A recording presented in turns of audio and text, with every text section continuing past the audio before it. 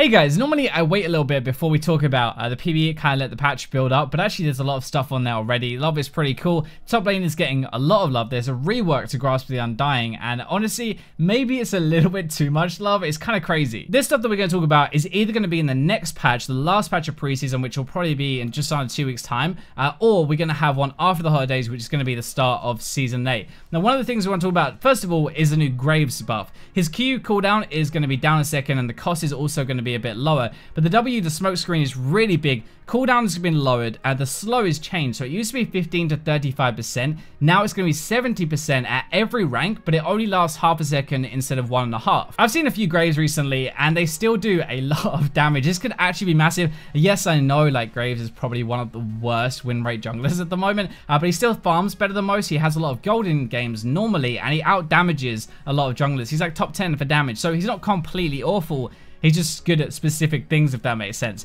The whole smoke screen is still going to last 4 seconds though, so that is not changing. That's just how long it lasts for, which is really good. It sounds kind of like double the slow, right? But actually, if you think about it, you max this last, so it's really, for most of the game anyway, it's going to be going from 15% slow to a 70% slow, which is kind of crazy. It's going to be shorter, but much more powerful. Now, with preseason, our games are not that long, to say the least, right? So you're not really going to be hitting level 18 that often, to be fair, and you won't really be getting to that 35% slow that you'd have right now. You can actually see what it's like. We're going to show you some PB gameplay on screen right now. Now, yes, it's short, but it's not actually that short. It still makes a massive difference, and you can see the slow is actually pretty powerful. I think this might bring Graves back. Like, it's such a powerful team fight, chase, and kind of ganking tool that it might actually do a lot of work. So Grasp the Undying is getting a rework, and it did not take very long for this one to get changed already, but partly because they're actually increasing the power, so it wasn't good enough really. It no longer deals percentage damage or gives permanent health, but it actually heals you for 3% now, which is a little bit more.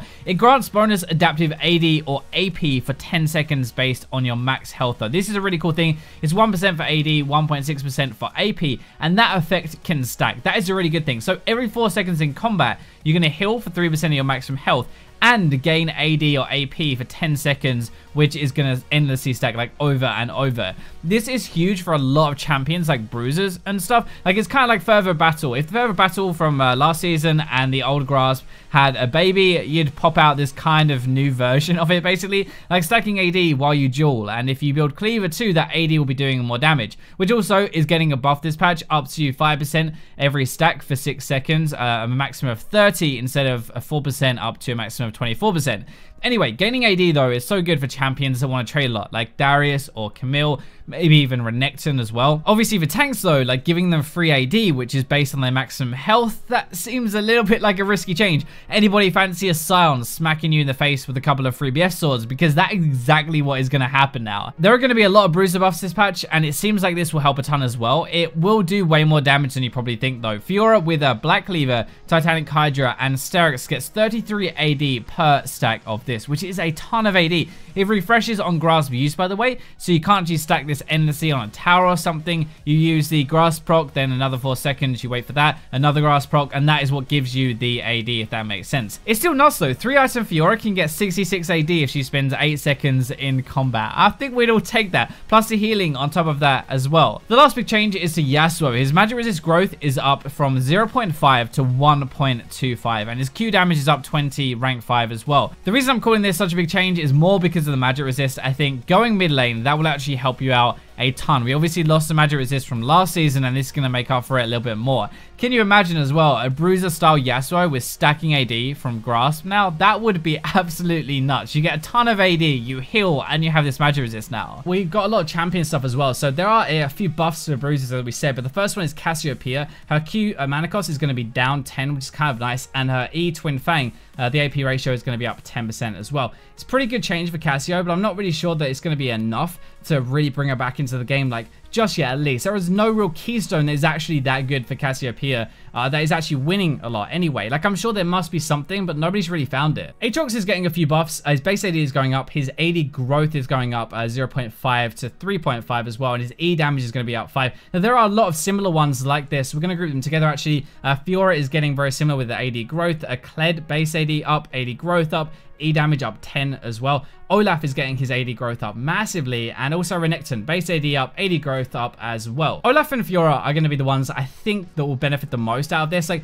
Fiora, I think, is going to hit a point where she just becomes overpowered again. Like, honestly, like, this is what always happens to Fiora. She gets all these little micro buffs, like indirect ones and direct ones, and then especially with the new grasp as well, if that ships and buffs to like Black Cleaver and stuff, that is actually going to make her really good. Olaf is insane to me though. This makes no sense. This is kind of what happened with Udyr, remember? Like, they buffed his Q and his AD growth per level, gave him a lot of that, and suddenly he went nuts again. Olaf is actually very strong at the moment when used with the Arcane Comet, and we're going to see it more and more. He's so underrated, but he's legit actually really good every time I see him, and he does a lot of damage. Grasp on him is going to be really good as well, stacking AD and healing and doing damage while building kind of tanky. That seems like it fits like perfectly for Olaf, so this might be pretty crazy overall and actually make him like tip him over the edge to be kind of overpowered. Kayn is also getting a buff. His AD growth is up, but the bigger thing is actually to his passive for red for the Darkin Kayn, not for the blue one, but you heal for 34.5% to 43% now of spell damage dealt to champions, at least from your passive like normal, instead of 26% to 43%. So most of the time I'm actually seeing blue Kayn like Assassin Kayn, but it is preseason, everyone loves damage, right? But one of the most annoying things to play against isn't actually Assassin Kayn, it's going to be the red Kayn. Like, he still does damage, he knocks people up anyway and heals for a ton as well. Like, it's really irritating to play against red Kayn. Same healing later as you get into like the late stages of the game. It's just up early. So by the time you actually transform, you will be healing for a bit more. Let's move on to some nerfs. So Jayce is getting his E cooldown nerfed. It's a pretty decent nerf, actually 3 seconds off at rank 1. And I see a lot of top laners right now complaining about Jayce and banning him all the time. So it's kind of expected. I don't play top lane very much, but when he smacks me in the face with a lot of lethality and that poke, it does kind of hurt. Corki is getting a nerf to his base AD and AD growth, 0.5 down to 3 now. So this one can either be really bad, like kind of kill him, because messing with growth can be really, really bad, or it won't matter at all. I don't think it's actually going to matter that much though, because of the buffs to Fleet Footwork last patch that we just had.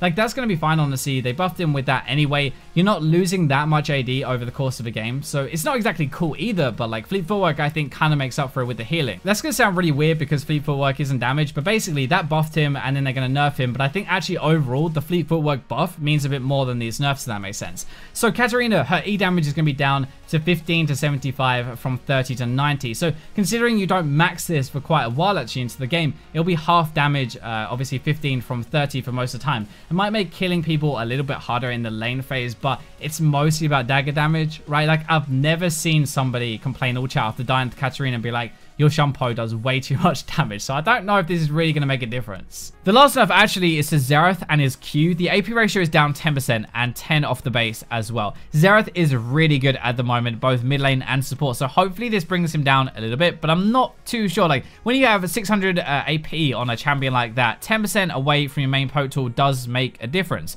You've got to remember as well, he is going to be throwing out these Qs every couple of seconds. So a small change actually adds up after a few hits for a poke champion. That's kind of how it works. Honestly, I kind of feel like they need to hit his mana gain more than anything else. Not really his power, it's how much mana he gets from mana flow ban. Some arm pen changes, kind of buffs, kind of nerfs at the same time.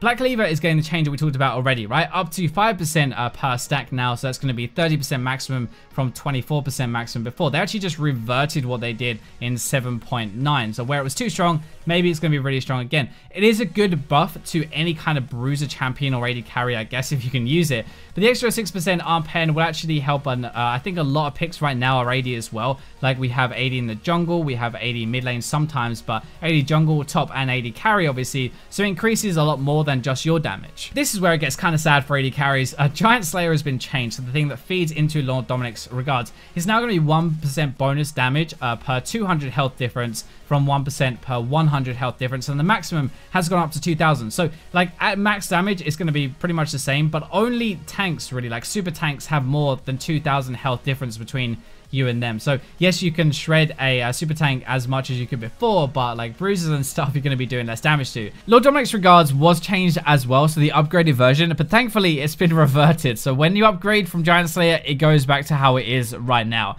Before that, it was actually up to 25% of a bonus, which is nice, but 2.5% bonus at 200 health difference, and the maximum health was up to 2000. So it's a little bit different how it works now. If they change it back to that again, it's going to suck versus bruisers, honestly. But if it ships like this, where only Giant Slayer is getting a change, I don't think it makes that difference to us. I honestly don't really buy Giant Slayer that much. Anyway, I get the Last Whisper, then I straight upgrade it. There are some more item stuff though. So heal and shield power is getting nerfed as a whole. Like Sensor is down a little bit. Forgotten Idol is going to be down. Crucible is down 5%. I didn't even realize, but that has 20% right now, healing and shielding power. That is crazy good. I don't know why people don't buy this more often. Redemption, though, as well, is getting a nerf. So it's a nerf that all defensive supports who are going to buy this. It's kind of odd when I see mostly kill lanes or like mage and kind of poke stuff that are shoving AP up my bum, but like whatever. I guess defensive supports are a little bit too good. This is one of those things though that you won't really realize or you won't really feel anyway when you play them, because it's kind of behind the scenes. Last few things, AD on Temu and Titanic Hydra is going up by 5 with all of the other bruiser buffs. This could mean a little bit more than you probably think, especially with Black Cleaver and stuff if you pair them together. And actually for runes, there is one final thing. Stat bonuses given for having sorcery as your primary and then something else as your secondary. You're going to have 3 less AD now and 5 less AP to try and make it a little less attractive. So that is going to wrap up the PBE update for end of this preseason, start of season 8, whichever one it turns into. Thank you for watching. I hope you enjoyed the video. Feel free to like if you did and join us here on the channel. But for now, I'll leave you with the robots.